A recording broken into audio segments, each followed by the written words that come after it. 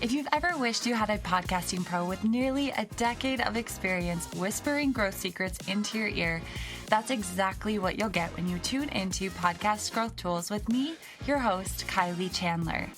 This is the ultimate show for you if you're ready to grow your podcast audience, skyrocket engagement, and turn your show into a traffic-driving, list-building powerhouse. I've been in the podcasting world since 2015, helping creators like Amy Porterfield grow their shows to over 1 million downloads a month. My superpower? Breaking down proven podcast strategies and marketing techniques into step-by-step guidance you can actually implement without fluff, overwhelm, or guesswork. On this show, we're getting real about what actually moves the needle when it comes to growing your podcast audience and using it to boost your email list growth. From actionable insights and expert interviews to behind-the-scenes secrets, I'll help you turn your podcast into a traffic-driving, list-growing machine. Grab your earbuds, hit subscribe, and let's take your podcast to the next level.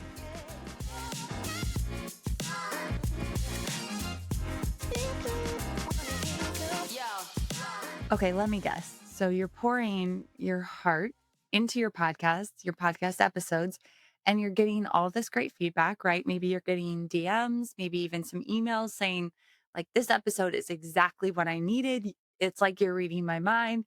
Maybe you get social comments kind of with the same thing. But when you look at your back end, meaning your core sales, your calendar bookings, your email list growth, something's not clicking from your podcast to your offers. The listeners are there, but they're not converting. And you're left kind of thinking, what gives? So, this episode is for you if you want to get rid of that feeling and start to have a really direct funnel from your podcast to your offer, one that you can actually track clearly and see your ideal customers moving through.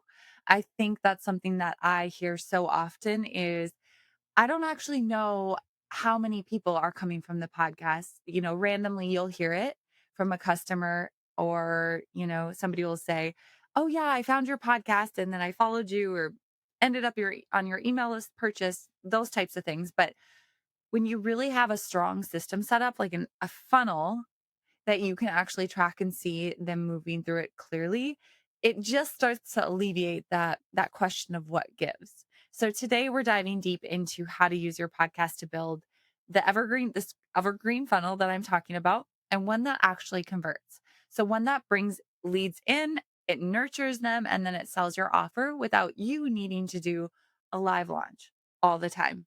So, whether your offer is a digital course, a membership, maybe you have one on one services, maybe you're a consultant, any of those types of things, this framework actually works great for that. And I'm going to walk you through it step by step. So, because I'm covering a lot today in this episode, I want to make sure that you're actually able to walk away and implement it. So, I've put together an evergreen funnel checklist just to make sure that you have everything you need to get organized and get ready to launch your funnel and have it go live and start bringing in those leads and then driving them to your offer.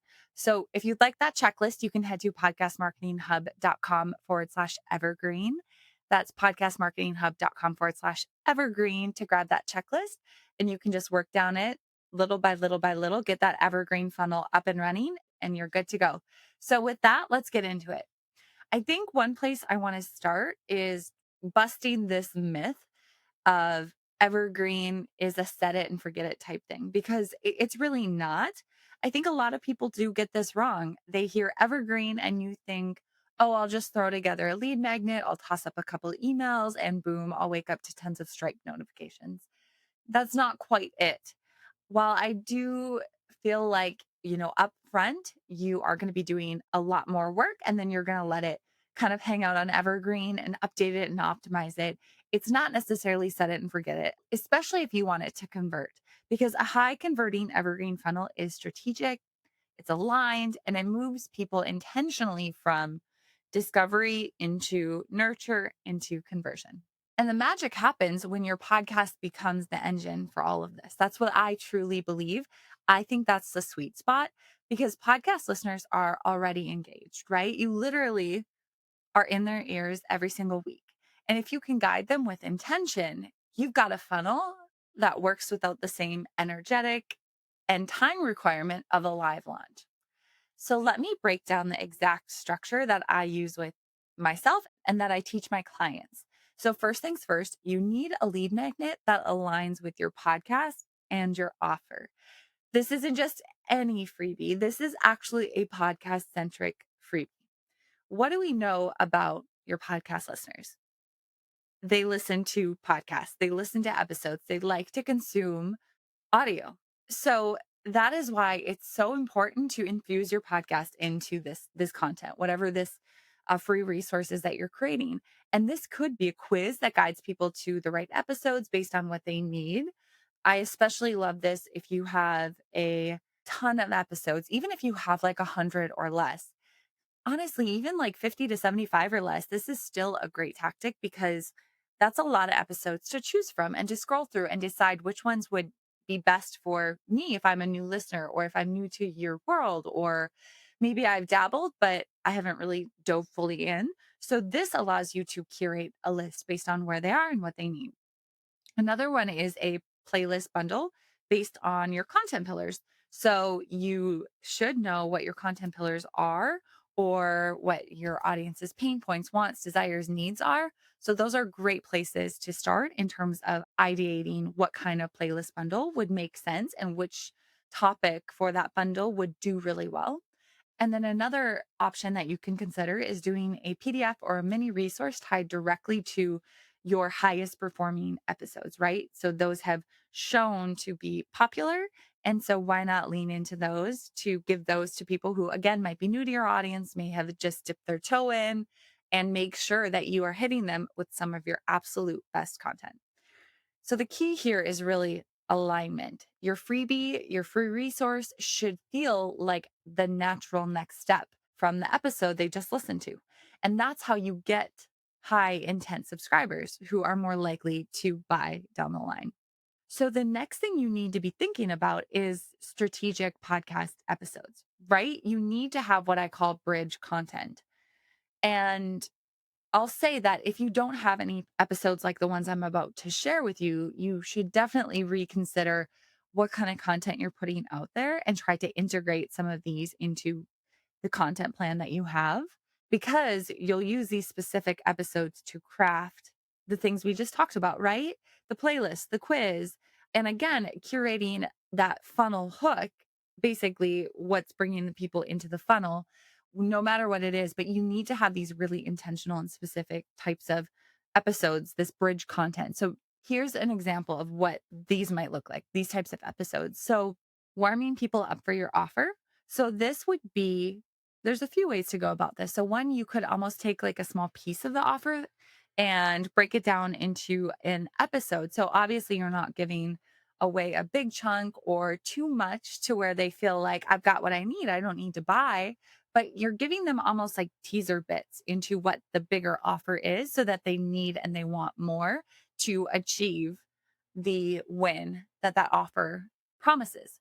Another one is addressing objections. So I love using podcast episodes to address objections or to address pain points or things that you often hear your clients asking or saying. So this is where it's really important to make sure that we are listening to our audience all the time. It doesn't matter if you are 5 days into running your business, being an entrepreneur, or 20 years. You need to be listening to your audience. What are they saying? What words are they using? What objections are they saying? What wants, needs, desires, so that you can use those to craft episodes that again make them feel like, oh my gosh, she's in my head or they are in my head. You also want to create episodes where you're sharing stories of transformation or case studies. Another episode I love is the demonstration of you teaching, right? Especially if you have any online type of digital products. So, a digital course, just low ticket digital products, anything like that. If you can demonstrate what it's like to learn from you on your podcast, you're going to be golden because people want to know what it's like to work with you or to learn from you. And so, the podcast is such a brilliant way to do that. So, again, if you start to infuse these types of episodes into your episode list, you're going to be able to go back and just create these playlists or create a playlist for the podcast or these really strong podcast centric lead magnets that are made up of these bridge content episodes that are really strong and really do a lot of the work for you in terms of bringing people along the journey and making them feel comfortable, warming them up, all that good stuff. All right, so the next thing we're going to focus on is creating a landing page or an opt-in. So this is pretty straightforward, right? You're going to use whatever platform you have or works for you. So we have Kit, formerly known as ConvertKit. There's Squarespace, Lead Pages. Like there's an endless list of platforms you could use. If you're doing a quiz, you'll want to have it lead to a quiz page where they can take the quiz. I personally love using Interact, but there's also so many other really great options as well. But a few pointers that you'll just want to really be mindful of is that when somebody goes from anywhere that you mention this free resource, so we'll talk about that in a second, but dynamic ads, social content, anything like that, when they land on your opt-in or your landing page, make sure that it's very clear that they landed at the right place, right? You want to use wording that you used when you promoted the free resource. So make sure that it matches across the board with the CTA. Make sure that your page is mobile friendly. So I actually was just working with a client this morning and we did find that the landing page, she created a podcast bundle and the landing page on the mobile was not great, right? It was when you landed on it, you couldn't even really see where to put your information in. You had to scroll down. So we fixed that up, but that's really important, right? So a lot of times it's easier to create it on your computer, but make sure that you take a moment to go onto mobile and make the adjustments that you need. And many of these platforms just have a toggle where you can go between mobile and web, right? So make sure that you see that and then use that feature as well. Okay, last one, and this one's really, really important. Make sure that you understand and know how and where you can track your conversions so that you can optimize this whole funnel later. I am all about tracking and identifying what's working so we can tweak and improve as we go, especially if this is an evergreen offer, right? It's going to be running long term. So you'll have time to optimize it and test things and change things up.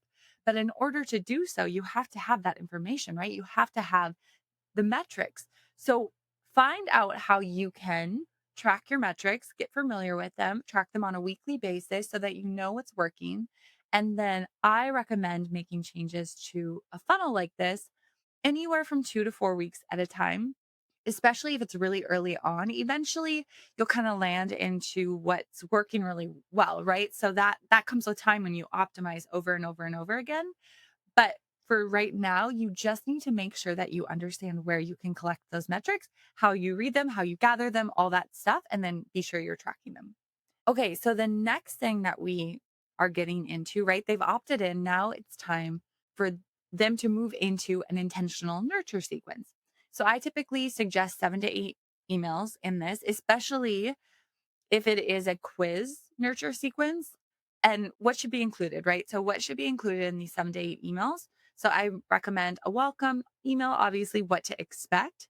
You can move into an email about your story and really setting you up as an authority in your space. So, you use your email to do that. You also want to include emails full of value driven content. So, this is a great place to link back to more podcast episodes, or I like to throw in other types of content as well. So maybe you have a really great performing PDF or a blog post or something like that, or a masterclass.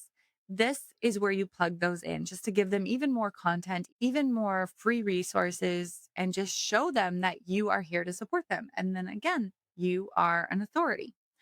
And then we move into a soft transition into your offer. So be sure when you're moving into the offer, you use things like testimonials, case studies, you answer objections, FAQs, use these emails to do those things. And then one thing that I also like to do is I have an email for those who don't purchase after a certain amount of time. And that's just really to let them know what to expect, to let them know that it's okay that they didn't buy and you're still so happy to support them because especially in this day and age, people are taking longer to buy. So just because they're not purchasing this, during this specific age sequence email doesn't mean that they're not going to buy down the road from you. But letting them know that It's totally fine. I'm so happy to support you. I'm so happy you're here. This is what you can expect. That feels really good, right? It feels really good to somebody. They'll probably keep opening up the emails, and that's what we want, right? So I always like to include things like what day your podcast episode, they can expect that to drop, what day they can find you in their inbox each week, things like that. So it's just kind of like lining up what they can expect from you, where they can find more resources, all that good stuff. And what I'll say is this is not a place to do a hard pitch. Just remember, this is a nurture sequence, and guiding them through this and guiding them to the transformation and showing them what's possible is really what this is all about. So let's move into what are we sending them to? Like, what is the offer? And the answer is anything, right? It can be endless. It can be a self paced course, it can be a workshop replay, it can be a digital product, a discovery call. So maybe you are leading them to a one on one discovery call versus like an actual $47 paid offer. I mean, I have a client who she did a quiz funnel for this Evergreen funnel. One quiz result leads to like a $47 offer, and one quiz result leads to a $997 offer. And it just depends on where they are within the path and the blueprint or the journey in alignment with what you teach and what you offer and things like that. But at the end of the day, you have to test what works, and you can't be afraid to experiment with long versus short pages and big versus small offers and things like that. And so the point is to just really get it going, get it out there, and remember that this is an evergreen funnel and you're able to tweak it with time to make it better.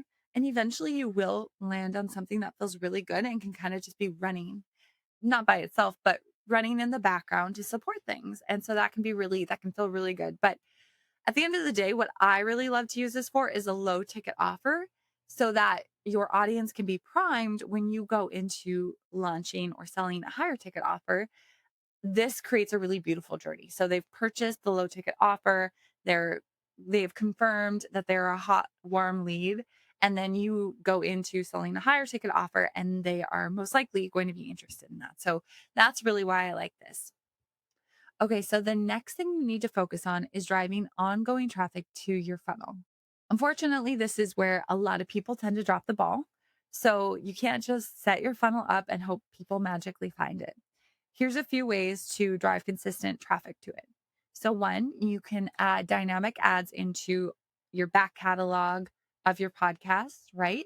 So, I always recommend testing, but there's kind of two places I really like to put these. I think it's fun to play with them at the very, very beginning. The difference between you promoting something that's free versus you promoting maybe a product or affiliate or something like that is they know you, they like you, they trust you, and you're giving them something for free.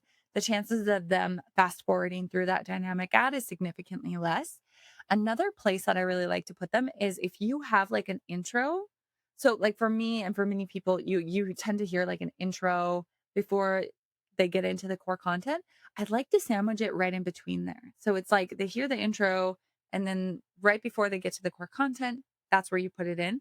Again, they're already in it, they're already listening, and then you put a dynamic ad in there. It's you, it's promoting something free. The chances of them fast forwarding very minimal. So I really like that spot. Obviously, social media is a great place to use this. I love to have this set up in mini chat. So any type of playlist, any type of quiz, and then maybe after the initial really big launch of it, which I do recommend you do some sort of a big promo, big launch of whatever you've created. But once it kind of is just running on its own, I recommend working that into your weekly social media content, maybe 2 times a week, and you just set up a mini chat funnel. And so they comment whatever word, and then you automatically send them the landing page, the opt in for the podcast centric quiz, the podcast centric bundle, whatever it is that you've created. So speaking on that, like I said, I really recommend doing like a promo kickoff week for anything. And it's really a simple, high level, kind of short campaign that you do to promote it. And then what you might want to consider doing is to run just a short campaign, maybe 2 or 3 times a year where you're driving people to this, and maybe you give it a little bit of a facelift and then do another promo week. And then another way I love to use this is through guest podcasting. So when you go on somebody else's podcast, a lot of times people will ask, "Do you have anything you wanna promote?" Well, this can be your go-to thing that you promote, and now you're attracting their audience into something that you know is really intentional. You know that it leads to your podcast. Oh, and it leads to an offer, and it nurtures them. Like, there's so many benefits to that. Another place is to put pop-ups all over, not all over, but intentionally across your website. Same with embed forms. And then lastly, of course, you want to link this free resource up wherever you can. So your show notes, episode descriptions, you can pin it to your Instagram. You could put it in your stand store. You can put it on your LinkedIn bio. There's so many different places. So just really being mindful about how and where you can promote it. But here's where I want to just throw out some expectations. So when it comes to an evergreen funnel, sometimes it takes a while, right? So you've got to get people in the door and then they have to move through the nurture sequence. So it takes a little bit of time to get people in and eventually to the paid offer. And that's fine because it's a compound effort, meaning that over time, it will continue to just grow and build and bring in new subscribers who are now in your world and who are going to see that offer. And maybe if they purchase now or they purchase down the line, it's eventually going to come in, but now they're in your world. And so no matter what you launch, they'll be on your email list so that you can speak with them and coach them into whatever you have to offer. I mean, I've had clients build out quiz funnels and see hundreds of new subscribers in just a few weeks from their podcast alone. Others you use playlist bundles to revive cold leads and sell digital products. So you can really set it up in any way. The best part is that the system really frees up your energy so you're not always hustling and you always have this free resource that you can throw out into this really sexy intentional resource that can be a little bit like flexible with what you're promoting, right? So that is what I love about it. That is what I love about setting up an evergreen funnel. So if you are really ready to dive into this, I would recommend grabbing that checklist that I mentioned at the beginning. That way you can just go down the line and know that you have everything in order. You have all your ducks in order. And to do so, you can head to podcastmarketinghub.com/evergreen, and I'll send that checklist directly to you. And as always, if this episode gave you any ideas, please DM me. At the end of the day, I would be so grateful if you could share, leave a review, leave a rating, tell me your thoughts. I'd love to read through them. So thank you so much for being here, and I will see you next week.